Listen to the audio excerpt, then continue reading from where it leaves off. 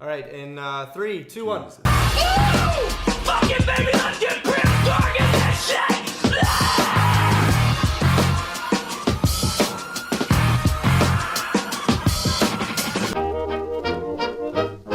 Don't wait till the night before Christmas to be good.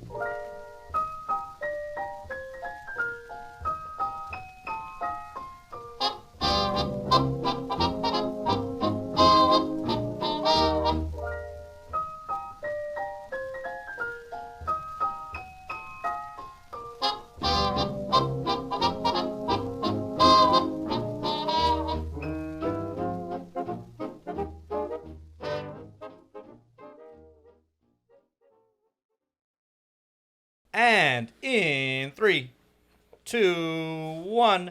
Welcome, ladies and gentlemen, to episode 10 of the 10th annual 12 podcast of Christmas. As always, I'm one of your hosts, Francois the Nation. I'm Andrew Sorsdahl. I'm the beggar Vance. And we got a very special guest on today. Good friend of the podcast, long-standing friend of the podcast. Can you introduce yourself, sir? I am Alex Mraz, or Mr. Oz. That's the Mr. Oz Productions CEO, owner, founder, second coming of Christ of Mr. Oz Productions. So. And frequent switcher boy. Oh yeah, on and off producer of almost anything they'll do as far as this camera setup goes. So, Alex, I'm gonna get right into this. You're gonna get right You're into a it. cinephile. yeah, I'm a cinephile. I've created a game. Oh, Yes. it's gonna be Not a trivia game like Andrew's game where you have to puke. Oh, This is more of an intellectual and Also, just a note Education. before we started this podcast, Alex sat here and, for the fun of it, tried ate a few of the Bean Boozled beans, just because he was, quote, very curious about how they would taste. Oh, and they tasted like shit. So Well, have you seen that episode yeah, you'll know. where the Bean Boozled stuff was the thesis? They're not nice. Oh.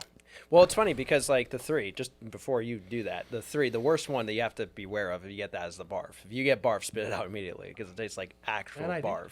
oh no, I didn't. I never did get one. You got No, you didn't rotten get, fish. but you got the second runner-up. The fish tastes like barf, but with a hint of fish. That's the So- only reason why I won. A recurring element of this podcast has been various trivia. no. Oh, It has been a pizza party that will be happening Oh, in fuck. 2 episodes. So in episode Yeah, 11, we true. will be drawing, and then on episode 12, pizza party will happen. Now, Alex, we're going to give you the distinct honor of being the only person that's not within the company not in directly. the company that has had the ability. I'm not giving you anything. I'm giving you the chance to get put into a draw to potentially win the pizza party. Well, I'm fucking honored, and I will accept your This is chance how the game is going to challenge. work. We're going to play. I have a game that I have material written down for, and then I have another game Within the game. within the game within the game. Oh, fuck, some Inception So shit. we've chosen 5. I have my glasses. Would you care for me to read them? Oh no, I can read it quite nicely. Oh, good. You did print it out. I've chosen 5 horror films. We tried to walk on the line of Being mainstream enough Oh, that it's possible, commercial, but and also obscure enough that it's not like for each film. I'm going to ask you Yeah. the following. I don't think he's seen this one. Probably not. Oh, doesn't matter if he's seen it? No. Oh, I see. that's just bad luck. these are the films. It's yeah. Okay. We assume he's got an encyclopedia between So, those Andrew, ears. one of the two of you need to pull your phone out. Well, not, Fran needs his phone. So pull your phone out, Andrew, and you're going to do the marking to award points. Okay. And then after we're done, I'm going to decide the threshold for the audible Okay. in order to get The levels, there's like 1 to 5 on difficulty ratings. So, like, I don't know what the threshold is to get the pizza party. Oh, I see. I see. I'll decide after you've gotten. And there, each movie has a total of 3 or 4 points you Okay, can win. now listen. You need to guess the year. Okay. Guess. You need to get the You year. either get the year. You either need to get. So the year is 1 point. Yeah. Director or writer Yeah. is a point. Okay. So either or. Yeah. Sometimes it's the same person, obviously, yeah. on these smaller productions. And then you need to either give me the box office or the budget, approximately, Oh man. Okay. as close as you can The get. closest I can come to. Now, if shit goes south Yeah, it might. and this stuff is you're totally blanking, Yeah. we're gonna let you play a couple of hand-picked 7 Degrees of Kevin Bacon to try and connect two actors. Oh, okay. That can get to. Okay. Okay, first Okay. one. The film is called The Midnight Meat Train. Oh, just a heads up, if you can give me the camera, Francois, on this one. If you go over to Mr. Oz Productions, there's a wonderful spotlight episode on the Clyde Barker Spooktacular Part 1 of the Midnight Meat Train. So definitely check that out. Link it below in description.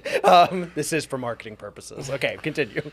Can you tell me the year of the release of Midnight Meat Train? Okay, you know what's funny, because we fucked it up actually in the thing as well. So I want to say that the release of Midnight Meat Train was 2007.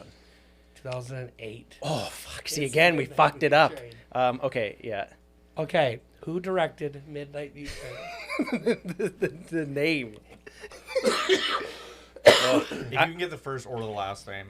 I might have to pass on the name because I can't even remember. I want to say it's something like Fujimaki, but I think it's wrong. That is So, incorrect. Yeah. Who's the writer for Midnight Meat Train? Oh, the writer. It was his first time script. I know that. What is his name? He has a story by credit in the Pet Sematary remake. It's gone. I don't know. Jeff Bueller. Okay, so I'm going to award you a half point because 2008 is damn close to 2007. And it was in production in 2007, obviously. And the fact he knew whatever about the writer but didn't know the name, I'll give you that half. cumulatively was worth half a point. Yeah. Okay. Okay, now, can you give us a box office or a budget? Okay, so this one's really weird. So I know that the budget for it was actually more expensive than we thought on the movie. I thought it was a budget of like $7 million, but it wasn't. It was like a $14 million budget. And then the box office was abysmal. It got a really skewed release, so it was super limited. And I want to say that it didn't even make its $14 million back. I want to say it ended up somewhere around the lines of like a $7 or $8 million intake on the box office. Okay, so I'm going to give you a budget. It was $15 million. Okay, so 15 million. Box office even worse at $3.5 million. Oh, fuck, so it was really bad. I'd give you the point on that one. Yeah. I think it's the figures are so fucking like that. It's not Frank's quite. giving you the point. Frank gives you the Yeah, point. I'd give you. Okay. The So point. total- The fact that you knew that it made way less than it cost, and you got so close to the budget. Yeah, I'd give you the point on that one. It's really funny because in the video, it's a long video. I don't expect anyone to watch it, but it's like an hour-long video. But it's really funny because Francois and I were talking about it, and we're just like, there's so many like wrongs that pop up because it's like, I think like Midnight Meat Train and Hangover came out like the same year. Wrong, incorrect. Then it was like, I think the budget was only $7 million. Wrong, incorrect. Like it was really 2.5 funny. points. Yeah. So it was really funny. So, Okay, film 2. okay. Henry, Portrait of a Serial Killer. Okay. Have you seen this? I have seen Henry. Year of release. Oof. That was in 1980. 1990. 1990? I thought it was a 1980 film. That just proves how good that movie is. Because it effectively makes you think it takes place less. I thought it was. I was 83. 88. Yeah, 88. I did my research. That's okay. Do I fact check him? Well, fact check me. I guess. I thought it was a 1980 movie. So even if it's 88, I'd be wrong. No, I think 1986. Okay. Still. Right there. I did. How did you fuck that I up? must not know what you- I If we, wasn't looking at hey, it. since we both had it wrong, if we 86. go by who's closer, he still wins. He still wins. So, Oh, well, I mean, its premiere was 86. I guess its wide release was 1990. all right. Okay, that was my bad. So I'm gonna give that one to Alex because I fucked that up. Are you sure? Because He went way earlier. yeah, with it. I said wouldn't give it 1980. to him. I say would. He's still way too Yeah, off. I Like, thought it was a 1980 movie, not 1990. So. Do you know the director? No, I don't. John McNaughton. No, John McNaughton. I do know that he ended up going and making some interesting stuff, which all the names are gone from my memory. So, Do you know the writer? no, I don't actually. That one I don't know too much about. I just know that it was a very good movie because I saw it years ago. so. Richard Fire. Richard Fire. Do you know anything else that he had made? No, but Okay, I I don't know. know either. No, Yeah, sorry. We're banking on you knowing a lot of this Oh, stuff, okay, man. okay. Okay, box office or the budget? Oh, the budget's small. I don't even think it was $1 million. If it was 1986, it would definitely be low. I'm gonna say that movie is probably made for somewhere around $200,000. 110. I'll give that one to you. That's, Okay. that's pretty close. Okay. Any idea on the box office? It's a cult classic, so it wouldn't have done amazingly. It also had difficulties getting releasing because of its subject matter. Let's say 1990. Let's say it made $2 million in the box office. $600K. Ooh, not even as good as I thought. You got a it would. point. You got a point. You got to put Yeah. on that one. The Burrowers. Burrowers. I have seen it, but I don't know too much about it. The release. Yeah. Of the Burrowers? Okay. And this is, we're talking about like the Western one, right? Yeah, the other one's not, obviously. Okay, the That's release. the borrowers. Yeah, The this is Borrowers. This is the Borrowers. The live action Secret World of Arietti. Are we talking? Okay, so I saw it so young. Or maybe I wasn't that young, actually, now that I think about it. Let's go with this. Let's say that movie came out in 2000 and Clancy Brown's in it. Is this Pathfinder Clancy Brown? Maybe. That would be like 2008. Yes. Oh, It fuck. came out Okay. in 2008. Okay, there we go. Same year as the release of Midnight Meat Train. Oh, okay, there you go. Do you know the director? No, unfortunately, I don't know the director of that one. J.T. Penny. But J.T. Penny, but I think he's the writer and director of the movie. Yes, he's right. Okay, so yeah. Half point. Half Okay. point. You knew it was both. Yeah.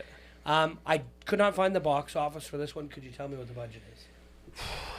I think they didn't have a box office because it didn't go into theaters. I think it was a straight to video. I want to say that the budget of the movie in a 2008 movie for a horror film is probably going to be something shy. It's probably going to be like a 1.5 or $2 million movie. $7 million. What is wrong with these inflated budgets? You'd think that they'd be able to make that movie for $1 million. $7 million. That is actually amazing. That's an interesting trivial fact. That movie sucked. You never would think that movie cost $7 million. It was a bad film. It was Thesis. a bad movie. Thesis. Okay, I haven't That was seen it. That was one it yet. for that. I haven't seen Thesis yet, but I know the director went on and made the others. He's a Spanish director, obviously, because the movie is Spanish. No. I was going to say he went and did Jurassic Park Fallen Kingdom, but he didn't. That was the director of The Orphanage, so no, never mind. Wrong. J.A. Bayona. Yeah. I know that one. Okay, do you know what year it came out? Thesis, 1995? I give it to you, 96. Oh, okay. Yeah. Wow. So 1 point there. Director? I can't say his name. Is it a Alejandro name? Yes. Oh, fuck. It's AA or his initials. It's like Alejandro R Macho or something like that. Amanabar? I'm going to give it to you. I can't. Anyway, if you guys have seen that movie, go and see the others, because that's his better movie. We'll give him 0.5 for that one. Box office or budget? For Thesis, knowing from your guys' Infernal Archive, it was like a student film. I'm going to say that movie had a really small budget, especially international back in the 90s. That has to be like no more than $100,000. $785. They got Where? a fuck ton of like. How did they get all that? They got and grants. stuff. Yeah, it's Okay, like that's very pretty good. Very supported I'm by actually government. happy that they at least got that much money to make that movie. And the Actually, box it office? fucking makes me jealous because it seems like if you're in another country that isn't Western, like if you're not in Canada or the United States, Get a shitload of and money. you have like any amount of clout at all, or like you can be like, we are a legitimate Yeah. whatever. It's like the government will be like, yeah, here's a million. That's why you got to be friends like- with people like in the Philippines, like Brian, so that they can go and get those grants, and then Hands and down. then they can hire us. Like, as far as the box office goes, that's kind of an interesting one because It's the lowest I've ever seen. because it's really funny. Yeah, I would believe it because you take it. It's like a psychological thriller. You put it in during '96 into theaters. That probably took only in something like $60K. $14,000. That's even worse than I thought because I'm assuming it was heavily limited and it probably only ran for a week just for Oscar stuff. So Last film. all right, Funny Games. which one? The original, No. the remake, I'm assuming this is not the original. what year to come out? the 2000. Oh yeah, it'll be the remake. Did you just pick? Except for the Midnight Meat Train, did you just pick movies from our? Well, it might have Yeah, been an easier. that was it our might thing. have been an easier thing to know. Because they were all somewhat obscure but sort of mainstream. Go for it. Yeah, this is less so. Does Alex know, or did you watch our fucking videos? Like, Okay. That was the undertone, yes. Yeah. Year? Oh, the year, and this is the original. The one? remake. 2007. Yes. Okay. Director. Okay. Michael. Oh no. Fuck you, your Spanish bastard's name. Starts with an H. Yeah, it's Michael. Hans. I don't know. But Haneke? I can say movies he made. Yeah, he's a great director. Yeah, He's We'll give him the point. He's made. Michael, He did Funny Games. He did the remake of Funny Games as well. He's also done a great movie called The Piano Teacher. It's like a fucked up psychological, like sexual, like drama. And then a really great movie he did. It's like my favorite movie he made was The White Ribbon, which I highly recommend. I think he also won the Oscar for that movie when it came out internationally. He won Box the Oscar. office or budget? Okay, so this is the remake. So this is an American one with Naomi Watts and Tim Roth. So that's going to be big. and Michael Pitt. And Michael Pitt. But Michael Pitt might not have had as much clout with money. Tim No. Roth also was like in the middle, but Naomi Watts in 2007 was pretty big. We're talking like just post like King Kong and shit. So So hot right now. I'm going to say that movie was a $20 million budget. 15. Okay. So Box office? box office, I'm going to say it didn't perform that well. I want to say that if it was on a budget of 15 million, it probably made. Let me watch clout and everything like that. Was it a limited release is the question. I'm going to say it wasn't a limited release. I'm going to say it was a movie that had a full on, but it was probably on theaters for 3 to 4 weeks. I'm going to say it made 40 million in a box office run. 8.2. Ooh, it did really bad. Really bad. Wow. Okay, so they didn't even bother. Okay, Interesting. how many points we got, Andrew? 3.5 for. I think I'd give him a budget one on that last one. Okay, we'll give Okay. it Close enough.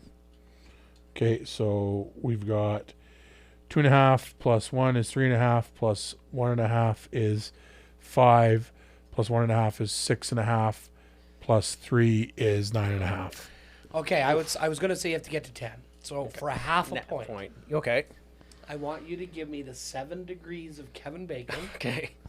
between Paul Tremblay of Trailer Park Boys and Al Pacino. And you need to do it in 7 degrees. 7 movies or less. So both of them? You have to connect the two of them. So Okay. X was in Y and keep going until.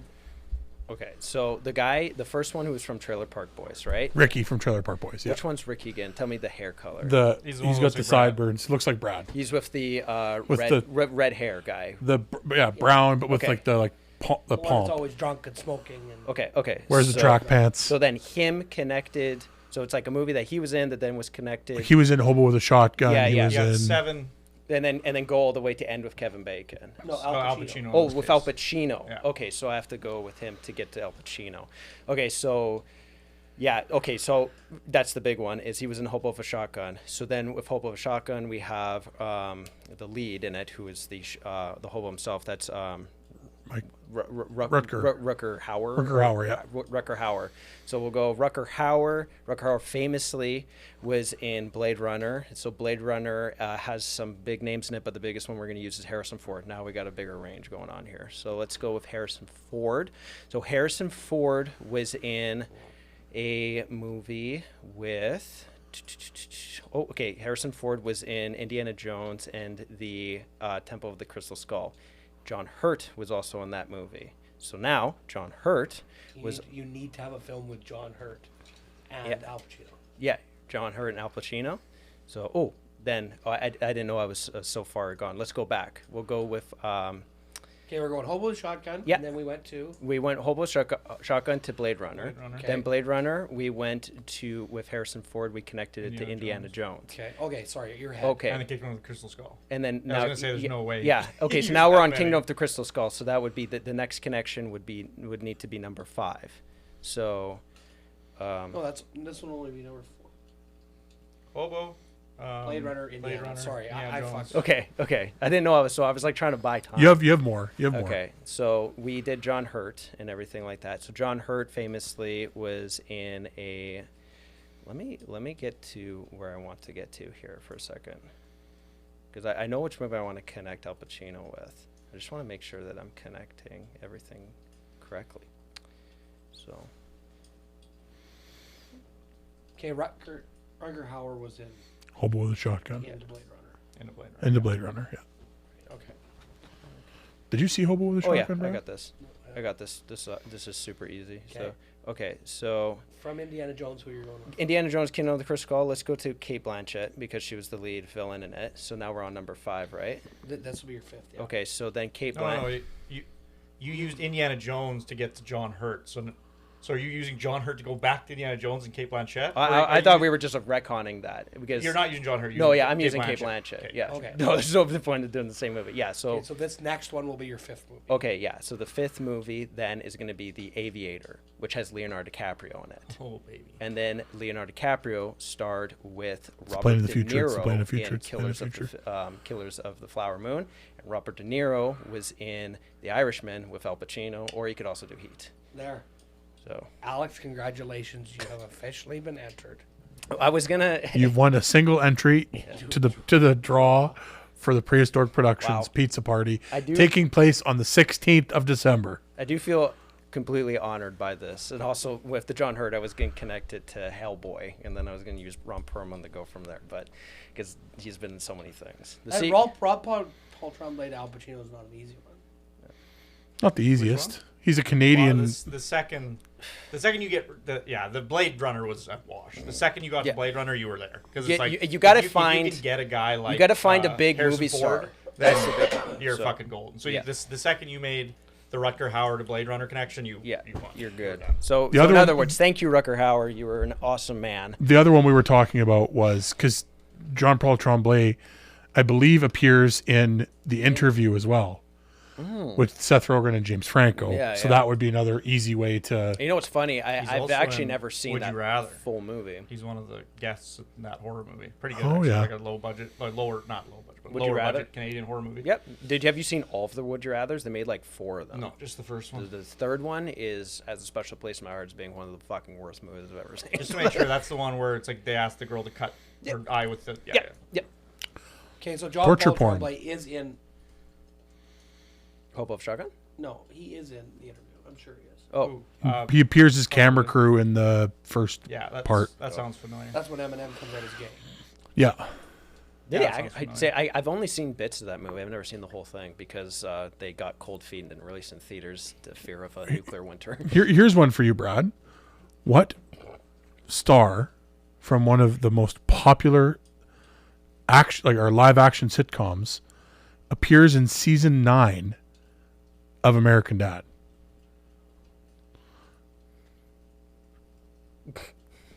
And can you tell me the episode in which they appear? I'm already lost it. Comedy, live action comedy comedy. Like it's the longest. It's the longest action running. sitcom. No, live action, like not animated. And they appear as a voice in American Dad. He said it earlier today. Well, I'm assuming it's Charlie Day. Yeah. Do you know what episode and what the context is at all? He plays the meth cook. Oh, he's a meth tweaker when they're trying to buy the receipt. Yeah. The receipts. Yeah. I thought you He were was pretty good for Charlie Day in that movie. Can you guys name 3 movies that have Charlie Day in it? Yeah. Fist Fight, Yeah. Pacific Rim. Pacific What Rim. about that one where they're Horrible all- Bosses. horrible- There you Horrible go. Bosses, I was yeah. waiting for somebody to say. I was honestly waiting for Horrible Bosses 2, and then someone just says Pacific Rim. I was just like waiting to see the easy What is cop he in out. Oh, he's like the guy. He's that's like one of the scientist He dudes. wants to fuck the. He's got the sleeve Yeah, tattoos. Yeah. He wants to fuck the animal. And that's the second one. Well, he's in love with the brain. We need to fuck the. We need to. Doesn't Charlie Day have his directorial debut coming out soon? It looks actually really It good. already came out. It was fucking it? terrible. Was it? garbage. It was like I didn't it was an attempt to be satire. He was essentially playing he's like a mute man that came out of out of like a crazy asylum, and then he goes around Hollywood trying to be famous off of being like a mute comedian essentially, and slapstick humor. And it's about like how Hollywood will chew you up and spit you out, and that's what it's called. I think it's called like Fool's Rush or some shit like that. Yeah, I remember seeing a trailer and thinking it looked I thought okay. it was the same thing. I was like, ooh, I'm getting like Wes Anderson vibes a little bit. Like this could be a lot of fun. And then I saw it and it was a big pile of Steven dog shit. It has no focus. So as a director, he failed. That's like the one thing you need is at least some focus. So That's too bad. it is too bad. My question now is this: is this next film of Quentin Tarantino's? Oh, the His critic? last film. Yeah. I know nothing about it. Honestly, know a I'm little trying. bit. I'm trying to like I know a little bit. not. This is his last film. This is gonna be his last film. It's not Allegedly. gonna be his last written thing. Like he's already planning on writing a lot of TV and shit like that. But it is gonna be his last movie, is what he's saying. He's not gonna direct any more movies after this. The pretentiosity of the whole like.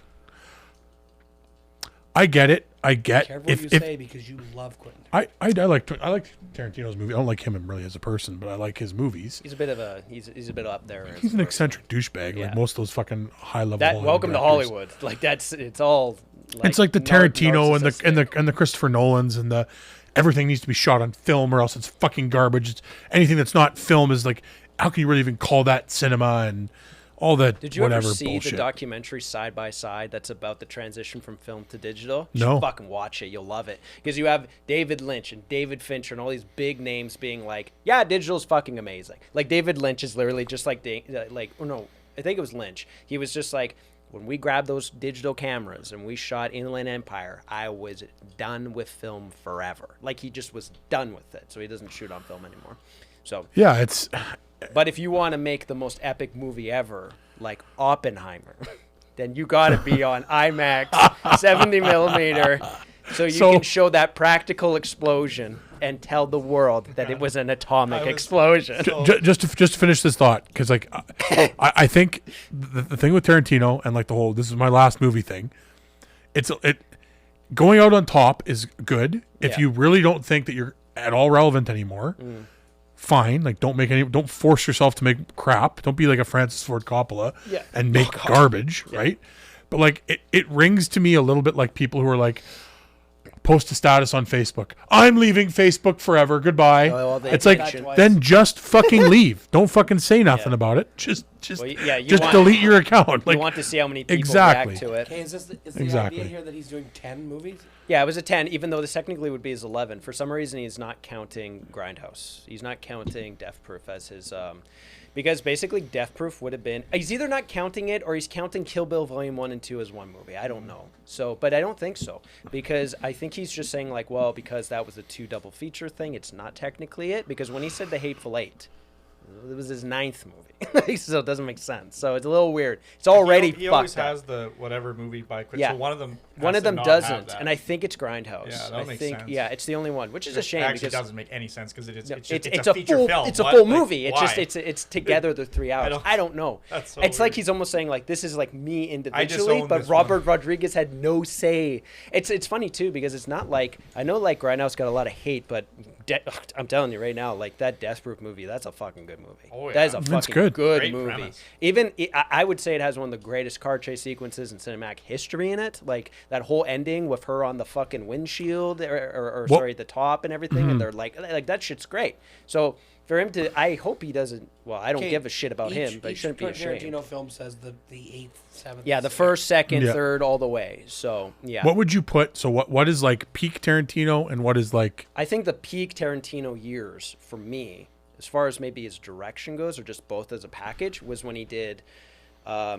the Inglourious Bastards and then Django Unchained right back together. It was like boom, boom, and it was like because my those are the favorite. those are the true two Those strongest are like in my my two opinion. strongest as well. It's like I think Django's his best, and then he has some of the best fucking characters in Inglourious Bastards. Everyone loves And to dialogue. say, yeah, everyone likes to say that like Reservoir Dogs and Pulp Fiction are his best, and I don't know. Like when I'm sitting there going like, yeah, you think Pulp Fiction is the best written movie, but like. Is it? It's interesting. It's supposed to say it's the most unique out of like splitting it up, but that was never intended. He did that like in editing essentially. So it was like, to me, I'm just like sitting there. I'm like, I think he's been done better. You I know? think Reservoir Dogs. What's I don't think impressive? he's What's chasing impressive that. about Reservoir Dogs is what he was able to achieve, with such a low budget. given the constraints he had, Yeah. and making a movie that was as good as it was and worked as well as it did, essentially taking place in one fucking empty location. and how how effective it is. yeah, Because it's yeah. like you're watching it and you're like, everybody will say like Reservoir Dogs, that's a R-rated movie. You don't show that to kids. How much violence is really in that besides the first bit where you have a guy bleeding out? It's not as I mean, intense. the scene where he's cutting him up with a straight razor is pretty graphic and intense. I mean, when he's cutting his ear off, the Splashing him with gasoline and like camera relishing it's in his. it's like the Texas Chainsaw Massacre. It's all in your mind because the camera pans away and you don't see it. You don't see true. him cut the air. So it's like now there is a deleted scene where you do see him cut the ear, and he wanted to show the ear, but the effect looked so bad, he said, let's just pan away. And then he was smart enough to know that the mind of an audience would fill it in, just like the Hook scene. I can never listen to hear Stuck in the Middle with You and not think about what's fucking funny? dancing around. And You know what's so funny, right? So I loved Reservoir Dogs, and then when I had my Xbox, and the biggest game I played online with was it wasn't Call of Duty 4 actually. It was Rainbow Six Vegas 2. For some reason, I was into that way more than Call of Duty. Yeah, and I would have the soundtrack. I like burned the disc of Reservoir Dogs. My mom had that soundtrack. That and Oh Brother Where Art Thou, and I would burn it. I burned it onto my Xbox 360, and then I had those just on there. So when I was playing online, if you ever were on a chat with me, all you would hear is like Boom, Stuck in the Middle boom, with You, boom, or boom, like boom, Little boom. Green Bag, or fucking the Oh Brother Where Art Thou. Was fucking I yeah. am a man. Yeah, exactly. It's really funny. They'd be like, what the fuck? Why is Mr. Oz with 7 Z's sucking ass? And it's like, let's hear what he has to say. And it's like, I am a man. Okay. What does Quentin Tarantino think his best movie is? Uh, Has he said so in an I don't interview? think he's ever actually Private said that. video of his own asshole, probably. Yeah. I don't think he's ever actually come out and said what his favorite movie is. I know M. Night Shyamalan has come out and said what his 2 favorite movies are.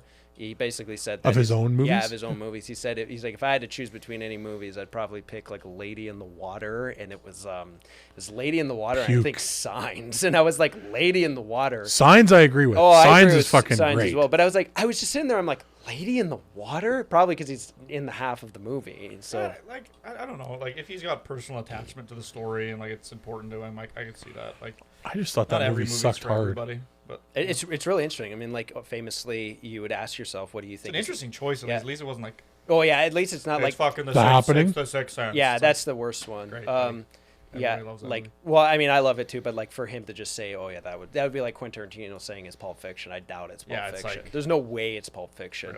Really? But like you ask yourself, like directors are like No, this. he They're didn't very know Christoph Waltz yet, and that's his Yeah, favorite yeah, part of making movies. yeah. about.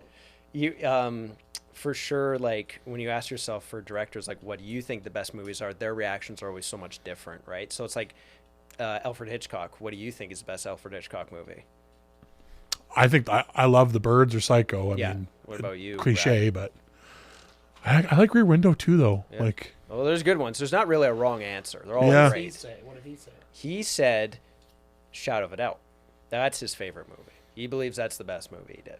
The Shadow of a Doubt. I'm not familiar Which with is like, that yeah, one. there I'm you sure go. I've seen a it. lot of but people don't know about it. So they remade it in like the early 2000s with like Nicole Kidman and the guy who played the guy from Watchmen who was like the smartest person on earth. Ozymandias. Yeah, and then the woman Mia Woloski or whatever, that Polish actress who was in, she played Alice in Alice in Wonderland, Tim Burton's one. It's called something with an I. No, sorry, it's called Stoker, Stoker, or something like that. Basically, the plot of it is a uncle comes back and reunites with like his I don't know, his other like his family and everything, his brother's family and stuff. And then he tries to swindle the daughter into like basically going into a relationship with him so he can get all the money from that family and everything like that. It's like a it's a scam movie. So that's what Shadow of a Doubt is and stuff like that. We watched it in film school. It was okay.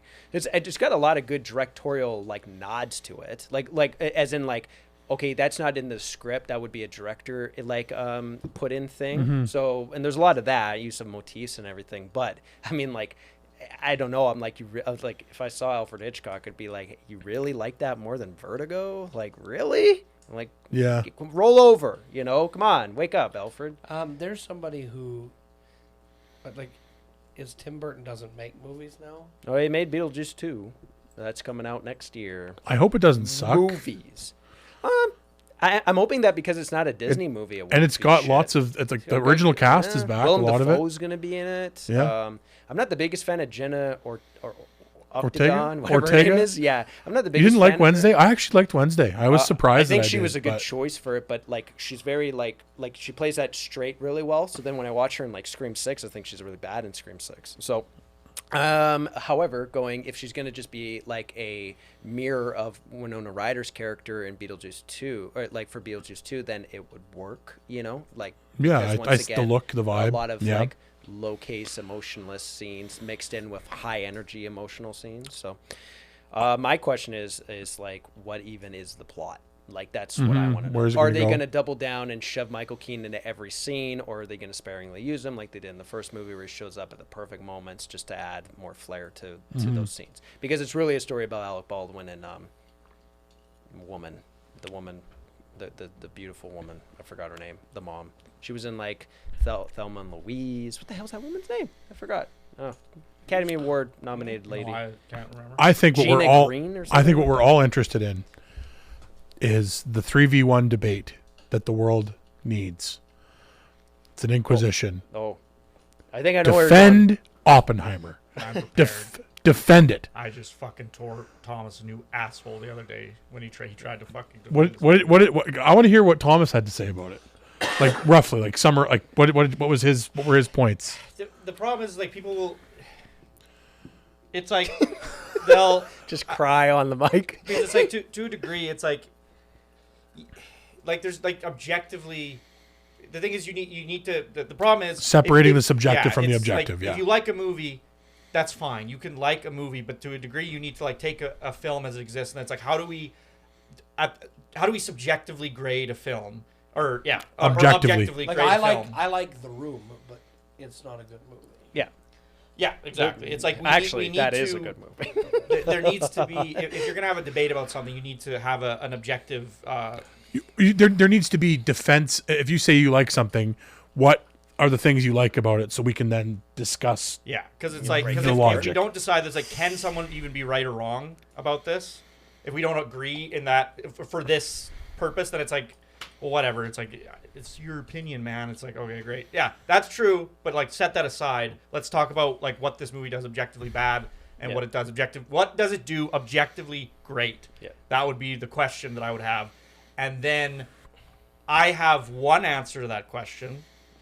Whereas a good movie, I think, should have 10 answers to that question. So that's the thing. Is like, what is the thing that this film does very well? Would be the question. If I break it down, objectively, scientifically, I would say I think it fucking sucks. That would be like my. I think the acting is inarguably excellent. Yeah, that's I don't think you could really argue is the acting good or bad. No. I would also maybe Robert Downey Jr. is kind of a fucking peckerhead. Yeah, was but that's ca- a character, that's the char- and he I plays would- it really well. I would also argue that the casting is excellent. Yeah. I would say the acting and the casting. See, I would already disagree Both. with that. I would already, because I think in one regard it's excellent. The leads are excellent. Casting big The name leads are weak. No, the leads are great. Casting big name recognizable faces in fucking throwaway roles is so fucking distracting. It's ridiculous. Every 2 seconds in that movie, you're like, "Hey, that's the guy from Drake and Josh." It's like that's the guy from this, but they have barely anything to do. They have like, it's do it in Star Wars and put them into an alien outfit. it's to a distracting degree. That's It's like that one's bullshit. you- Like, I don't know. It was why a welcome bother distraction at for me That'd because be I like, hated everything let's else get the about big it. name So guy. it's like but it's like, but to me, that's why I would say it's it's good. It's a bad thing about the film because it's like you listen Yes. to anybody who's trying to, whatever, have your leads be recognizable. You need marketing. That's fine. It makes sense. I'm never going to argue against that. But it's like listen to what somebody listen to when they were making the Lord of the Rings or George Lucas when he was making Star Wars. He purposely cast actors who weren't that known so that people wouldn't associate them with another thing and then be distracted from the film as a whole. He cast Hayden Christensen because nobody fucking knows who Hayden Christensen is. He's And he Anakin still Skywalker. They associate him. Ian McGregor at the time wasn't a huge fucking name. People associate him as Obi-Wan. They're watching Star Wars. They're not going to think, oh, it's the guy from this other thing. From Trainspotting. Whereas Oppenheimer is The opposite, yeah. ridiculous. You are watching that film and you're like, is this a Hollywood jerk off fest? Yes, Where 100% that is. But it's like to but me, the it's thing distracting is, and not the good. problem with this argument is in 40 years this doesn't matter because no kid seeing this movie, no 20-year-old seeing that movie that will be like, oh, I want to learn more about Oppenheimer. And we'll know who the fuck half those people are. They'll know 5 of them. And I know Matt Damon. Who's Josh and Jake? Who's Florence Pugh? I guarantee you Florence Pugh will die in like 20 years. So you don't think that taking into account when a film came out should matter? I've always been because a lot of old movies are bad then. And a lot of effects don't hold up at all. I have always been into the effect that movies should just be preserved always, so all audiences can see it. If you're right now or somebody that didn't like a movie because it has too many big names in it and you couldn't get sucked into the characters because it was so distracting seeing all these big names, which is a valid criticism. Like when you see Casey Affleck, that's not general whatever, that's Casey Affleck. But I'm just saying that, like, if your grandpa arguing with nephew or whoever about it, this argument's void because they don't know who half those people are. The biggest issue with Oppenheimer is that the pacing of it is incorrect. The structure of it could have been better, and it felt like they wrote a mini series that then was smushed into a movie. That's the problem. So also the explosion at the end, I thought that the editing on like setting it up was really well, but then the reveal. You mean in the middle? Is going back to the pacing. Because you ask yourself, right? It's like, all right, so your climax of the movie is going to be the explosion, right? So what is the story structure of it? Is it a 3-act structure? No, it's going to be a 5-act structure, Shakespearean structures. You're going to have the big epic moment, you have your falling action, and then your resolution. It dips down.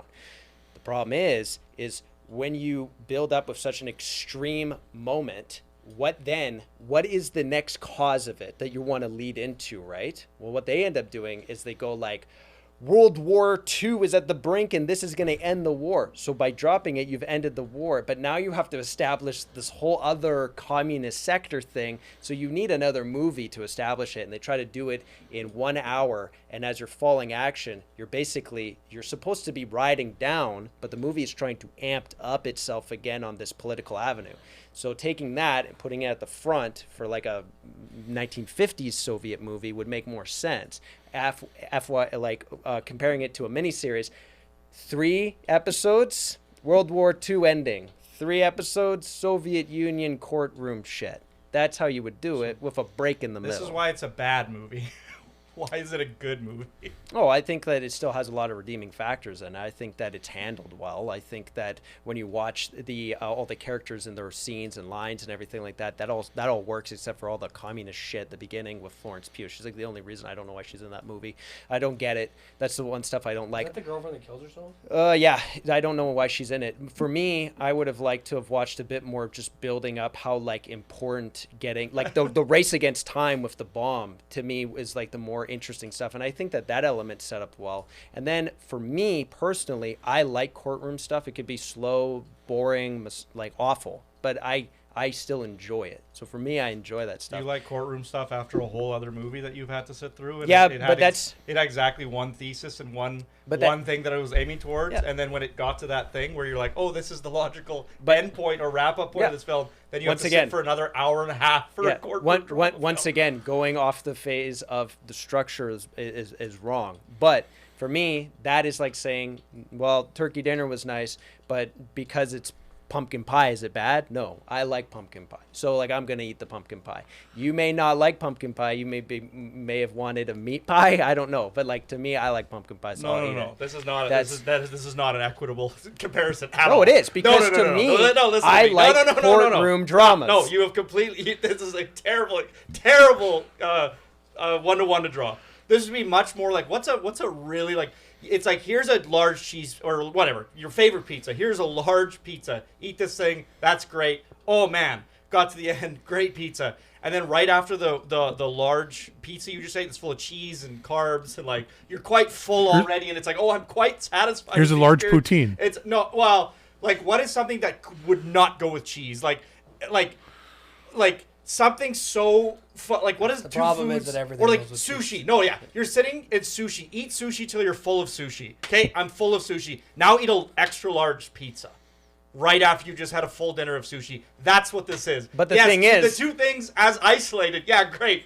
No. Back to back, they do not work together. That is a much more equitable thing. Sure, but that's all. But that's all opinion. It's also wrong because it's like if someone likes sushi and then is offered pizza and they're like, "I'm full after the sushi, but fuck, that pizza sure looks good." Probably gonna eat the pizza too. Yeah, but you're underestimating No, but I'm saying like Obesity. general. Like I'd say generally that's not a thing that anyone is going to offer a human being as a reasonable But thing. that's why I'm also saying that whoever designed that dinner layout was incorrect. The structure of the dinner is wrong. You've grabbed The things parts weird. are there. I'm saying Yeah. that for me, I'm okay with sitting through an hour and a half of courtroom shit because I like courtroom shit. I'm saying that as a whole of the movie, yeah, it's structured incorrectly. It's got problems and everything's Just paced in things a like, I bad way. also like courtroom shit. Yeah. Why? Same. I don't not like But then that. it becomes opinionated. So then it's like for the me, thing is, I like I that can't shit. watch a whole movie about one thing and then I'm forced in the same film to watch a whole other movie about a completely different thing that's far less interesting about the first thing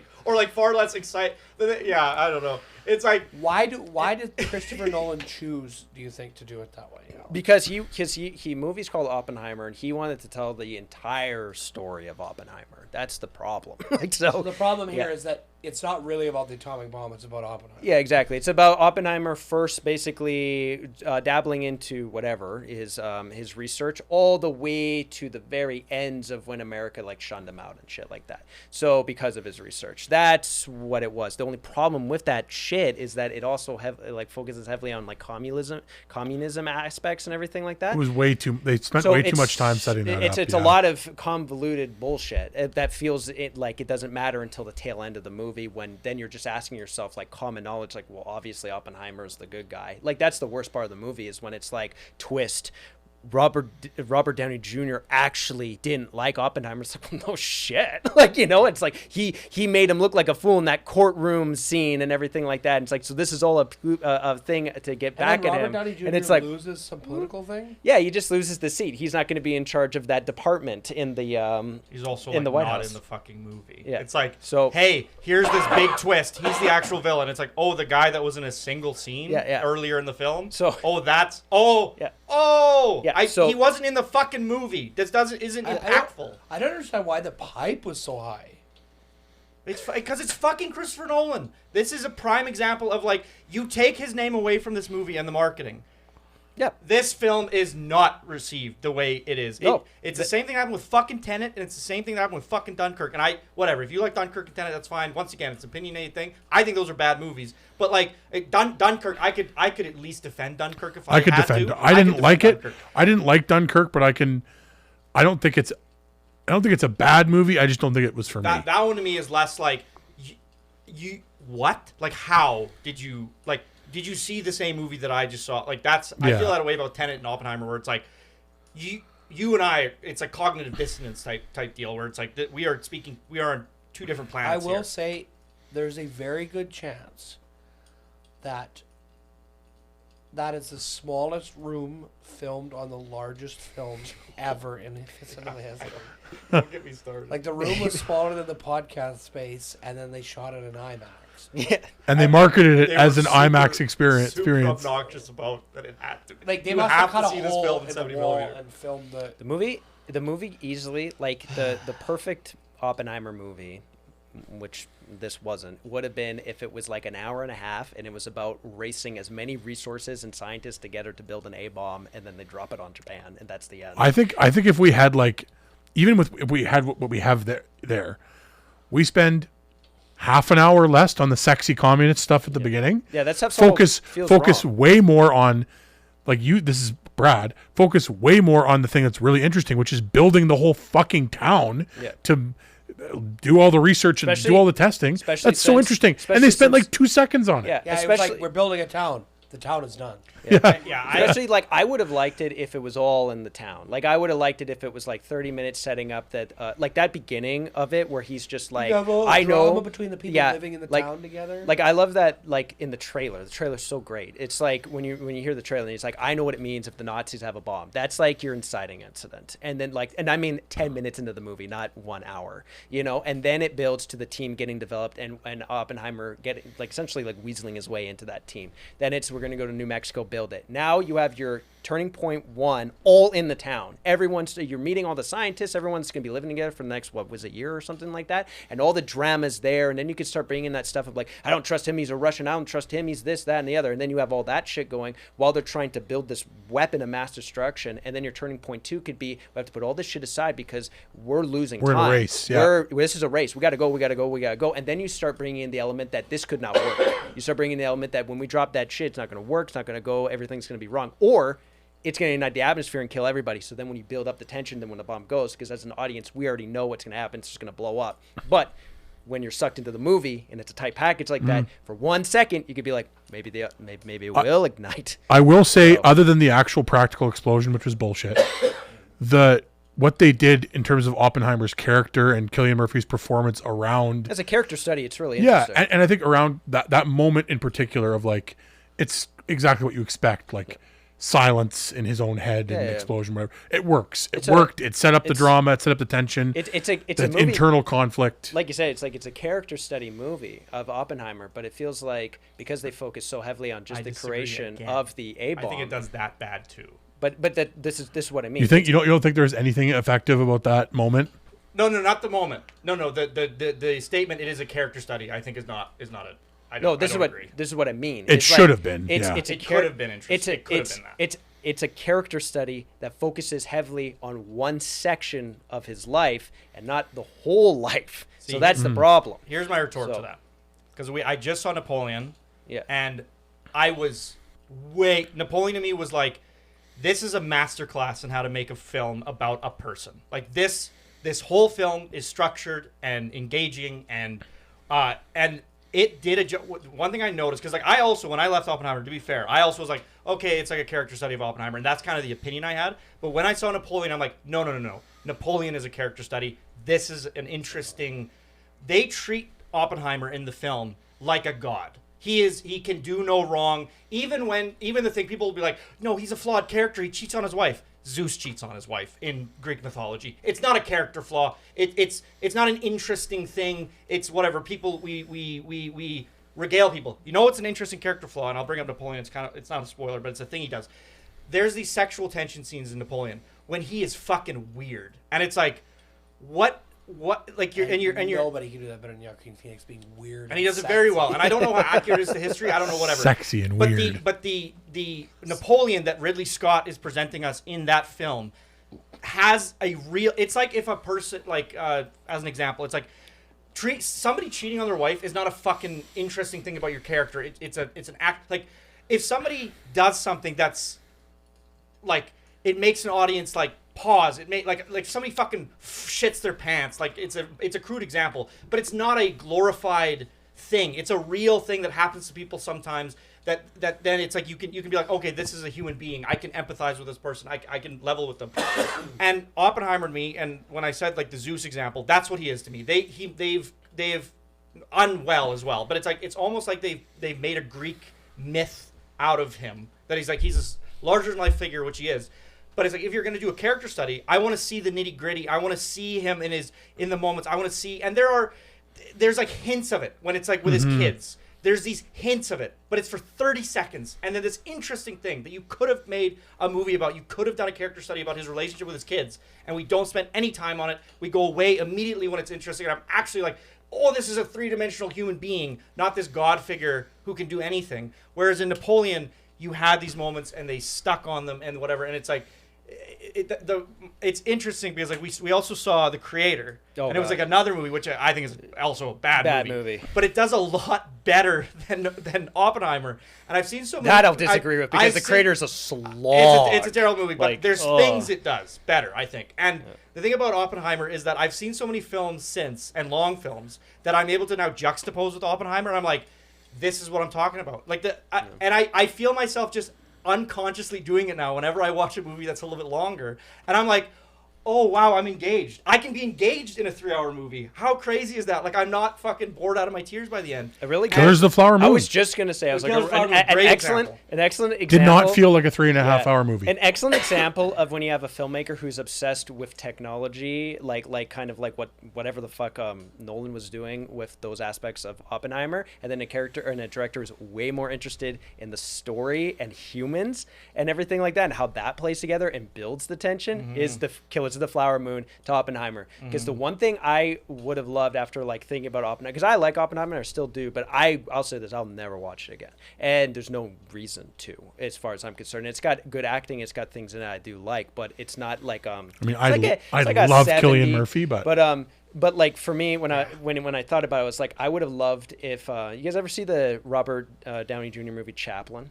How Chaplin starts and it's him old, and then it's him recollecting on his past life that led to his elder years and everything, and you're just like learning through everything. It's him essentially telling a journalist like his little story. But what I would have liked is if you just had like an old Oppenheimer, and then you kind of see the flashbacks. It's a dual storyline. You see him working on the bomb and everything like that, and it cuts to what he is now as a human being, and like that kind of like I don't know if he has like a regret or anything like that, and you play around with those aspects. I think that would have been more interesting, seeing like the man before and the man after. And yeah, because like it obviously building the bomb weighed heavily on him. It was a major. That's more. There's of a lots character. of internal conflict that's about. That's more of a character story to me. And then instead for focusing so heavily on like what makes the bomb and how we're gonna make the bomb, it's more so just him living in that like that state of like I'm too focused on my work to focus about my family and any of this shit. Now that he has all this time in the world as an old man focusing on his family and stuff, and everyone's like,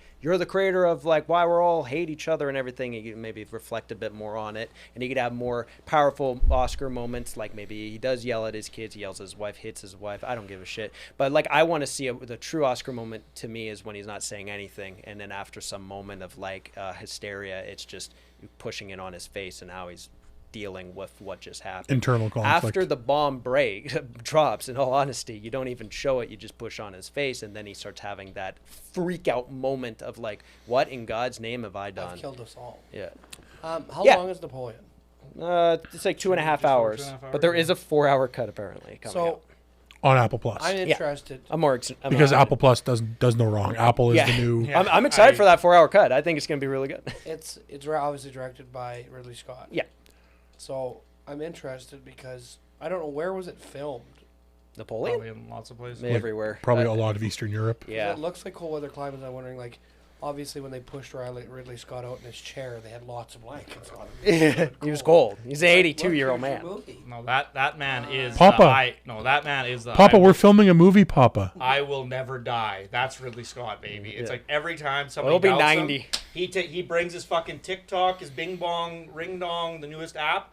I will never fucking die. And then Just him spinning around in a club in Vegas with a thing of vodka. I will never and then die. he proceeds to drop another fucking 2.5 hour banger that it's a great. people don't appreciate at the time. Then 10 years later, they're like, "Oh, this is a masterpiece." That's the thing about Ridley Scott is that he's very practical filmmaker. So even though he is heavily focused on the technical aspects of it, he's practical, like in the way of like it's got to be tight, it's got to be constructed, it's got to create some sort of thing, you know. And it's and it's like this. It's like when you're watching it, it does feel like an experience in some way. With Christopher Nolan, he's so technical. He deserves the hype that Nolan gets. He kind of was the Nolan. So frustrating. He kind of was the Nolan when you think about it. Like the early films of Ridley Scott, when you look at like Alien and Blade Runner, and then you even Gladiator, look, I guess. Yeah, Gladiator as well. But then even he made that famous Apple commercial where they go and throw the box into the screen and everything. That was Ridley Scott made that. So it's like he got a lot of praise for being like a technical guy, but his movies never sold that well. Nolan now gets the technical praise, but his movies also sell well. But that's because of The Dark Knight and his I have Batman a historical shit. question for you. We've talked a lot about Coppola and Hitchcock and Scorsese and Scott. Scorsese? Has there ever been, often in music, you'll have super groups. Yeah.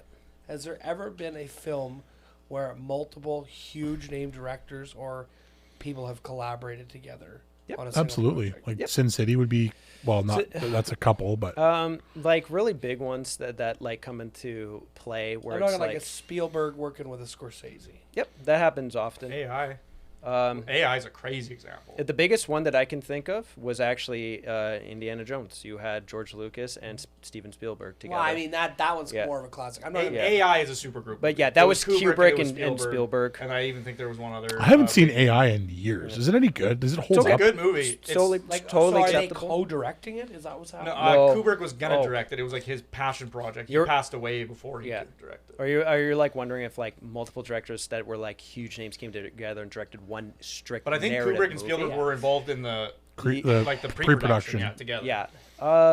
No, not that I think of. And the reason why is because a lot of these absolute master directors are like heavily perfectionist and they have their own vision. So them Oh no, I know. That's why I'm collaborating wondering together. Very interesting. Yeah, Yeah, you it would just, be a you would- mess. You would get a bad Yeah, product. the probably. only time that ever happens is when you have like two of them come together and they know how to work together really well, like the Daniels with like Everything Everywhere All at Once, or like the guys. John that, Wick. Yeah, like John Wick, the first one, because Chad ended Yeah. up going on doing his own thing. So if you actually look in reverse, that might be a big one. Like if you took the careers of what like Chad Swarovski and David Lech have done, and then filed it back down to their start in John Wick, that's kind of an interesting one because they both went on and did think it's like- amazingly big action movies, but they started doing that. Even in that film, it's like the one did something really good and the other one did something really Really good. good. So they complemented each Yeah. other. It wasn't like they were both trying to do. No. Say it was just like I do this thing good, you do this thing. And good, you can let's also do our tell thing. that like as they broke off, and this is what I love, they have very different styles. Like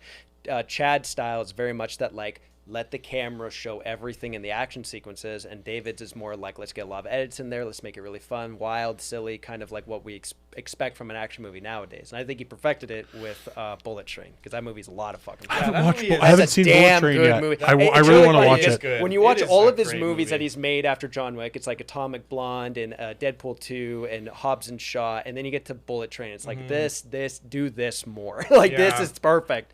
Random pivot for you guys with Oscar season sort of around the corner, a few months away. Yeah. I personally thought that Glenn Howerton's performance in Blackberry was incredible. Yeah, I just saw. Do we think there's any chance he'll get a nod? They put in an Oscar campaign for that movie, and then the problem is like I was telling you about this. They said they were going for Oscars on this. Another big one that they said they were running for like every category was John Wick 4.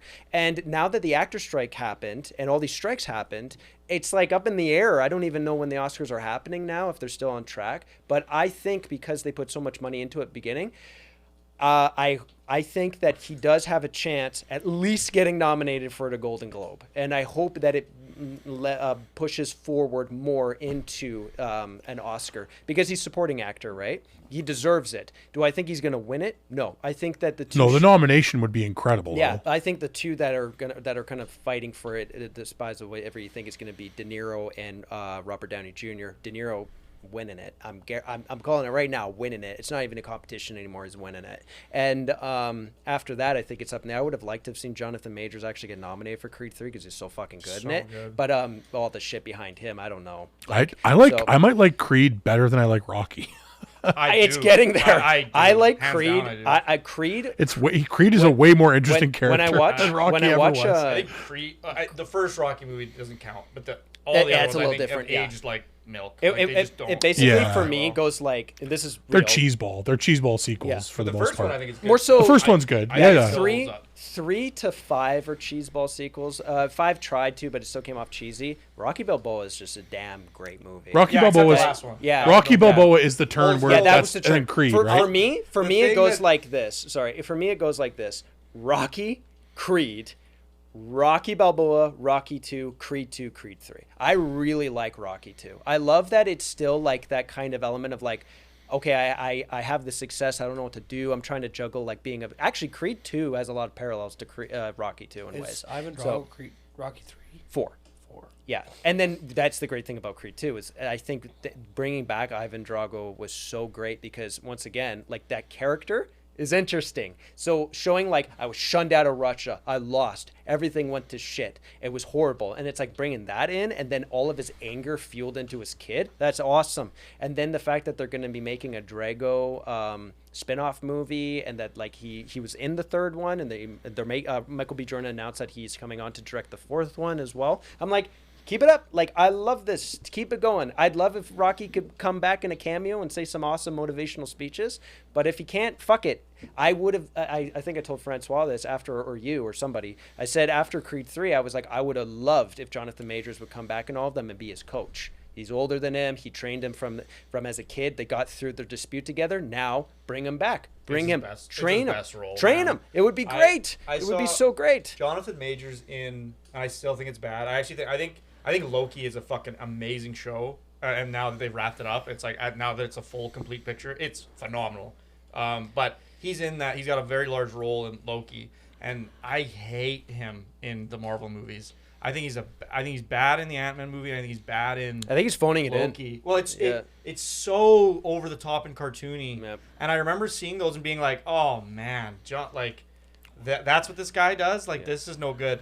And I thought he was bad. I just thought he was a bad actor. And then I saw Creed 3 and I'm like, this is one of the best performances I've ever seen. He was he is. Oh, he's so great. You are so fully invested, and like they do that. I hate the turn in that movie kind of because it feels like it cheapens his character because it's so good at first, and I think they should have just kept it complex rather than make him just like a villain. He's a villain or whatever. Yeah. Or just like that much of like a straight. Like I needed like Ivan Drago. Yeah.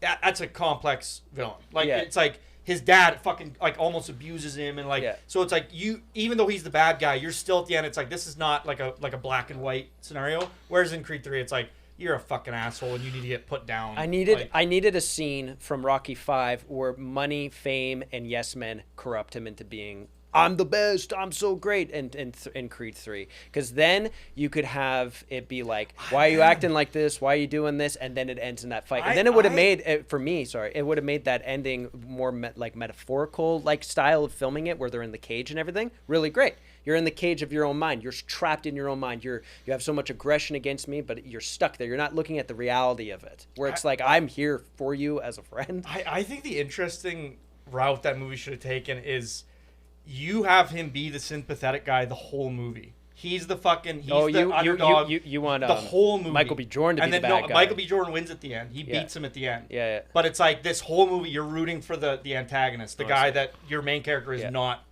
not that guy. Yeah. And like nothing wrong with Michael B. Jordan. He's still a nice guy. There's nothing wrong with him. Yeah. But you do like a Warrior almost. Yeah, where it's like how Warrior had like there's the like you never hate Tom Hardy ever. Like it's like he's kind of an asshole, he's mean, but you're like, man, you had it so rough and like you get to be a little mean. You get to be but you're never like whoever wins, like obviously like Edgerton or whatever, he's the Boy Scout. Yeah. But like if Tom Hardy wins at the end of that movie and then he still has this character moment where he has to reflect and be like, no, I don't want to hurt my brother or whatever. You could have had either one win and it could have been just as emotionally satisfying. Like Warrior's actually an example of what I think Creed 3 like could have been in terms of how complex it could have been with like the characters. But still, it doesn't take away from how good Jonathan Majors is and the best like compliment you can give to Jonathan Majors about that is even though it's right, the script does take him in more of a villainous role. There's a lot of people that walk out of that movie that still wished he won. Yeah. Like that's how good he was in it. So even if the script was against him, he still managed to have that sympathy, even in the final ring. And then that ending scene of them talking is just really great too. That really, in my mind, as much as you wish that he was just sympathetic the entire movie, that ending kind of brings it back. So that if you go watch it again, when you see it, you have my idea where it's like, no, it's just all the yes men. It's that stupid beach party got to his head. That's the problem. It's like it's a beach party. It's all the beach party. That's all it was. It was like all of a sudden he won, and then it was like beach party. Yeah. Boom! I'm an asshole. What happened? Yeah, it's like, dude, these California beach parties are so hard. Yeah, these Californian beach parties have to be stopped. So just to kind of wrap things up because we're getting to the time here. We have like an hour. I'm gonna wrap this up. Yeah. I was gonna say just a quick round the last kind of topic here. I'm sure we've talked about this before, way back in a previous podcast. Christmas movies. What are there movies that are like? What are the movies that you watch, if any, around Christmas? Yeah. What are like the top couple that are like your holiday movies, your holiday favorites? I got a few. Like there's a lot of really great ones that I like, but for me, like big ones is like Christmas Carol. I love a Christmas Carol. The OG. The actually the 80s George C. Scott one. That's my favorite one. That's like George C. Scott was the perfect Scrooge in my opinion. And it is actually like a passion project one day for me to adapt a Christmas Carol. I'd love to adapt a Christmas Carol. I'd love to play Scrooge. I don't even care if I'm 32 doing it. I don't care. I'd love to play it. So Christmas Carol, How the Grinch Stole Christmas, both the Jim Carrey one and the animated one are great. I also really enjoy some Christmas slasher films. Like just last year, they put out Christmas Bloody Christmas. Highly recommend it. A lot of fun, especially if you like Halloween 2, Rob Zombie's Halloween 2. It's got that vibe, just not as miserable. It's more fun. And then you don't like the Polar Express. I used to. I rewatched Nightmare it. Fuel. I rewatched it last year, and it gave me like vibes of like, this is creepy and weird, and I don't like this as much. So, and now the biggest Christmas movie of all is Lord of the Rings, and I'm not even kidding when I say that. For some reason, that trilogy gets watched at the end of each year for me. I They're watch. released all the Yeah, time. I watch all three of those fucking movies like every year, whether if they're in theaters or not. I watch those movies, so I love a Lord. And you said the first Harry Potter was also Yep, one that you. Yep. Philosopher's Stone is also one that I will watch because of that amazing little Christmas moment they have in it. Also, when you watch it, there's a lot of it's like the tangent lighting of the set and everything, a lot of candlelight, a lot of orange and everything, so everything feels really cozy. There's like great scenes of it snowing and stuff when they're having the final kind of like challenges to get to the room where the Philosopher's Stone is in. All of that just feels very Christmassy to me. Like literally him getting his invisibility cloak is a Christmas scene. I love it.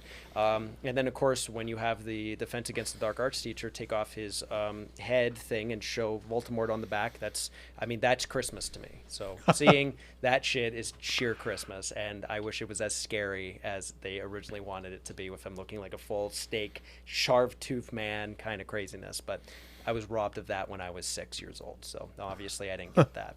So thanks, Bradford? Christopher.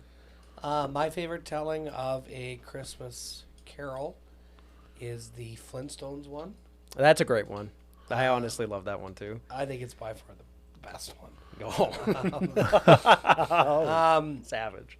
I really enjoy Santa Claus is Coming to Town, A Year Without Santa Claus, which are Marionettes. marionette puppet films. Yeah, I love all those. If you needed any evidence I that don't. I Bradford don't was a like. psychopath. I don't like Rudolph the Red-Nosed Reindeer and the Isle of Misfit Toys. Oh really? I'm not a big fan of that one. Okay. But I like the other two. I like the Winter Wizard.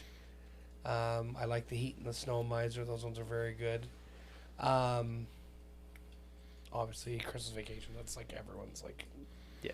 Who the doesn't thing's a like that fucking movie? phenomenon. The LSD trip out moment in Santa Claus Coming to Town, where they have that musical number and they're like looking in the waterfall and everything. That's probably one of the greatest Christmas moments of all time. Yeah, and I just like it's all like it's very like 70s I don't know, it's psychedelic. like Bing Crosby does the intro or something like it's like that kind of arrow shit. Which is Yeah. like, everybody who's doing all the If voice you acting sit is like on my drinking lap scotch. today, a kiss, And, a like, they're toy is the abusing price women in you'll the pay. office, Yeah. which I really like. That's Santa's workshop. Yeah, like they're in the studio in LA and like, they keep pinching all the secretaries. And, like, so that's why that's A one of my very favorites. Weinstein Christmas. I like. Is it the second Home Alone with John Candy? no, isn't John the Candy. Isn't it the first Home Alone? Oh, first one has Yeah, John Candy yeah. in it. Yeah. Second one's I New York. only like the stuff with John Candy. Like I don't like anything with Macaulay Culkin or the robbers or any of that. Joe shit in Pesci? the house. Joe Pesci and his like, do you see the thing that's been going around recently? But how he had to invent like his own language. Oh yeah. Because his way to connect with the script was to swear, Yeah. and he obviously couldn't swear so he had to like make up his own like stuckin' fucking. So yeah, I go through and I just fast forward to the John Candy points and then Turn it and then off. So like that's- 10 minutes. yeah, like 10 minutes. Of the Speed film. watch. Yeah. I just really like that he's like he polka. Polka, polka, polka. So I really miss John Candy. That's an important one to me. Great Canadian. I do. Actually, now that you mention all that Philosopher's Stone stuff, there's a shitload of Christmas shit in that fucker. Yeah. A few of them. I think Oh, that's yeah. what they said. Goblet of Fire is a I big think- Christmas sequence. Yeah, there's a few like really big. They all Christmas came. scenes. Those ones are all ones that came out in December as well. Yep. And they're like about a school year, so usually they'll deal They'll have a with the Christmas moment in Christmas, them, yeah. except for the last one, of course, unless you count destroying your school a Christmas And miracle. it's also like hey, Burn the everyone school want good down, food. Here, down let to me the make it with ground. a wand. It's like oh Yeah. fuck. I'm really interested to see what Fran. Do you have like is Christmas a thing? Do you do Christmas movies really at all? I got, like if I think about, I'm probably gonna be forgetting about something, but like Christmas Vacation is honestly the only movie out of every Christmas movie I've ever been shown Yeah. where I'm like, I actually genuinely want to watch this. It's not like it's the season, so we put the thing in. It's like I don't like any of these movies really. It's like they're fine. It's whatever. Christmas Vacation Watch is them, a enjoy them. comedic master. I'm not gonna like. It's one of the greatest comedies. I don't want want to be a spoil sport for hysterical. people who want to, but it's like I'm never gonna put any of these movies on of my own volition except for Christmas Vacation, maybe because it's fucking hilarious. It's a great movie. One thing I do want to shout out though, because it doesn't get any attention ever, and I feel kind of bad because it was pretty good. Because like we've talked a lot, like a lot of the recent Marvel stuff has been pretty subpar or not great, and like we feel like whatever. But there are these like standouts that Marvel will still produce that I think deserve like a nice little shout out or whatever. The Guardians. And one is I thought the Hawkeye show was actually really quite good, and it's great for Hawkeye. Like it's a great and it's like what they do with his character too is super interesting if you've seen it. Like they give him this new thing. Does he fight his greatest nemesis, the snowblower? Oh, it's hearing loss actually, and it's actually a very interesting something you wouldn't think, but the way they deal with it in that show is actually very. Alex got it. I was just sitting there going like, when can I go home? And then all of a sudden I was just I'm like, he broke his legs badly and body. But continue how this is a better. Hawkeye was good. Yeah. Anyways, it's Christmas. It's a Christmas. The whole thing. It's set around is it Christmas. actually? And the 5 episodes. The whole deal is like he's in New York with his family, and they go to see the Avengers on stage, which is like a Broadway production. And then, but he's like never he's very small in the whole thing, and like a big joke in the show is like how he's the joke Avenger. And like even there's like in the trailer, it's a really funny scene. They're walking through Times Square, and he's like, they're like, there's Ant-Man, there's the Hulk, and all this stuff. And then he's like, hey, then he's with Haley Steinfeld, I think her name is. She's like the new ward, and she's like, there you are. And he's like, no, that's Katniss Everdeen. And it's like it's some other somebody else is bigger than him, and he's like, don't worry about it. But yeah, and then his family needs to leave because some big shit's going on in New York, and gangs are hanging out. And then it's I think it's like 5 days leading up to Christmas, and it's like he needs to make it home for Christmas Eve, so it has that part because he wants to be with his family. But then there's obviously something big happening in New York, and like it's like I'm gonna fucking try my best, so it's got that overarching. And I think it was like actually a really good Christmas was actually a part of the plot. It wasn't. It's like people who bring up Die Hard bullshit where it's like superfluous. It's not. The plot of that film has nothing to do with Christmas. So I think if a true Christmas movie has to do with Christmas, so like Hawkeye. A large portion of the plot has to do specifically with the holiday of Christmas. It's not just a Christmas tree or some set dressing or whatever. Just like so, yeah, I don't really like Christmas movies. I've never seen one I really like except for Christmas Vacation. But I thought Hawkeye was actually like a modern. I enjoed that show because I enjoy Hawkeye, and then it also was a good Christmas thing. You don't like Christmas with the Cranks? Fuck. Yeah, I actually that's pretty funny. Yeah. There you go. That movie's pretty funny. Gotta get but that but honey once ham. again, it's like. Do I like it to the degree where it's like this? Oh, this is so good. No, Christmas of the Cranks isn't like so good. But One- it's like one it's that pretty I- funny. I don't know. One that wasn't mentioned that I watch every year that I love. I think The Night Before is fucking awesome and really funny and like That's a funny. I one. remember A seeing good that in adult- theaters, laugh pretty fucking a hard. good adult Christmas movie. Yeah, I that's a also good one. I also Harold Kumar. adore Planes, Trains, and Automobiles because At it's Thanksgiving, it's a Thanksgiving holiday, whatever. Yeah, a good movie. I It kind has of one of the best fucking like endings. Like so Like good. Gray's one-liners goddamn. ever. Yeah. That's like the ending when he's like, "Why aren't you going home?" And he's like, "My wife died like 5 years ago." And that's like something you'd show at an Oscars. Yeah, like it was seriously, it's so so well good.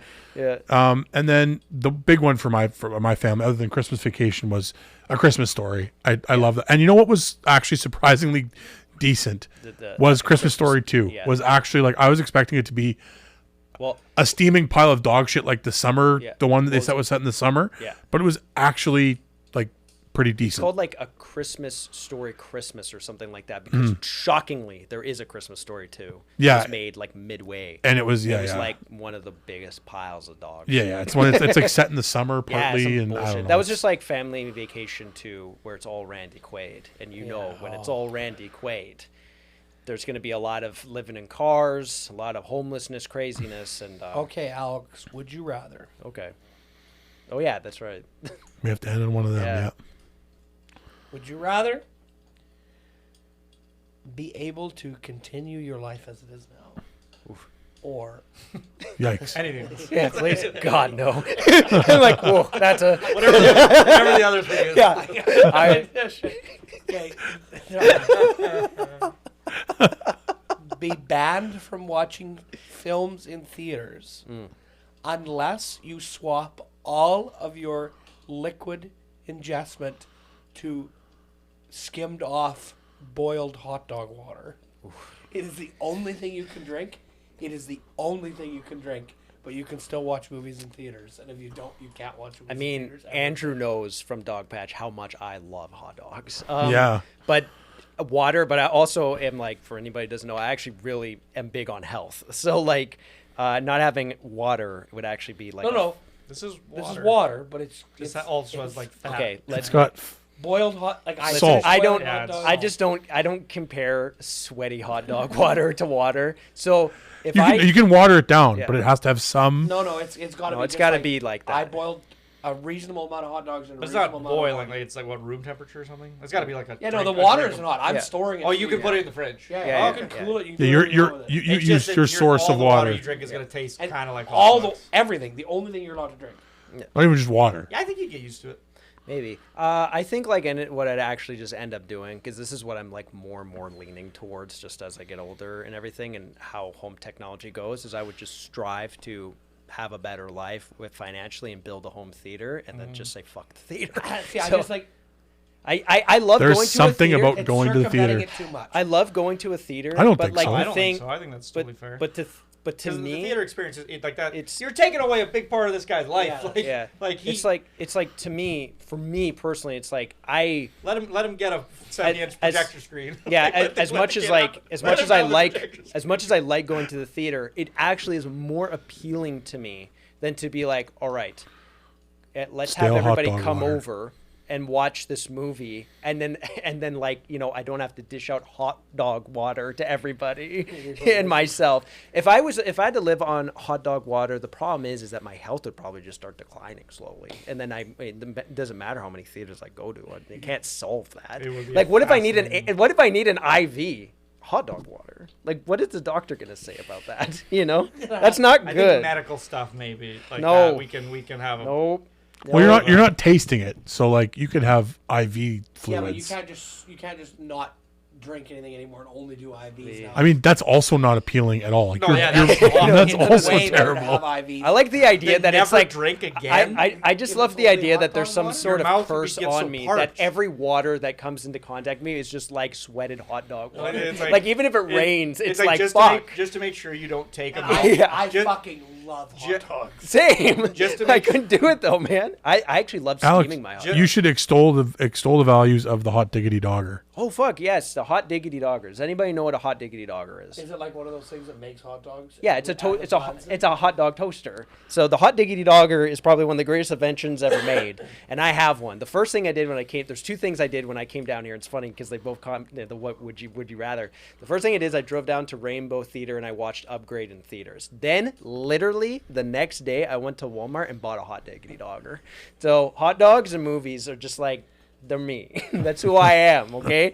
But if you guys don't And have a it hot toasts diggity the buns. dog, I don't really like toasted buns on my hot well, dogs. and that's the beauty of it. So like, what I love is I like toasting the hot dog, but I love steaming the bun. So you just get your steamer out, steam some buns, have that shit. Telling you right now, ready at the same time. The moment you look at that bun and go like, that shit's ready, those dogs are popping up, and you're gonna put that in, and you're gonna squeeze whatever condiments you want in that shit, and you're gonna. I fucking love fucking hot dogs. Yeah, same. I love that shit. There was this. I don't know if you love him Jesus- as much as him. There was this Jesus picture after Dog Patch. I mentioned my love for the hot diggity dogger and hot dogs, and I found this on the Facebook Marketplace. I found somebody was selling this picture of Jesus eating a hot dog, and I said I need to hang this above my hot diggity dogger, but I didn't buy it. Like, I think salmon sashimi is my favorite food, but hot dogs would be right fucking. Oh, they're up there, man.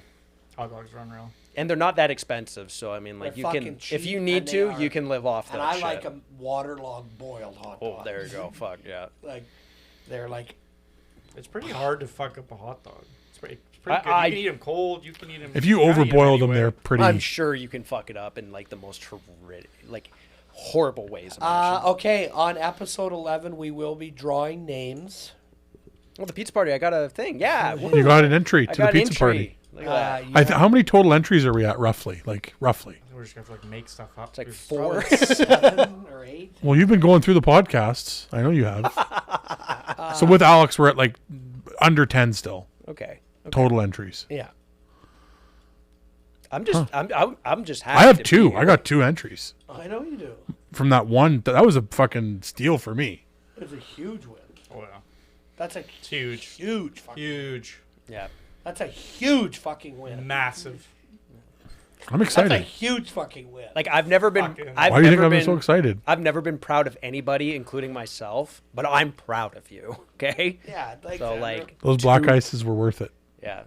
Okay, No, join they us weren't. on episode 11. We're going to draw names. And then on episode 12, The big pizza party. somebody is having a fucking Fucking pizza pizza. party. Actually, we're all sharing the pizza equally. It doesn't matter whose Well, name gets drawn. What kind of Whoa, communist equally. bullshit is We're this? sharing the Okay? pizza. There's not necessarily equal. True. Everyone gets to have pizza. Lots of people lived in Versailles. There's only one. Let them fucking- eat cake. There's Only only one one. person had There's only cake. one fucking king. So yes, sushi pizza party, just like Oppenheimer. And what a great film. Thank you guys so much for tuning in. Bye everybody. Thank you. Good day.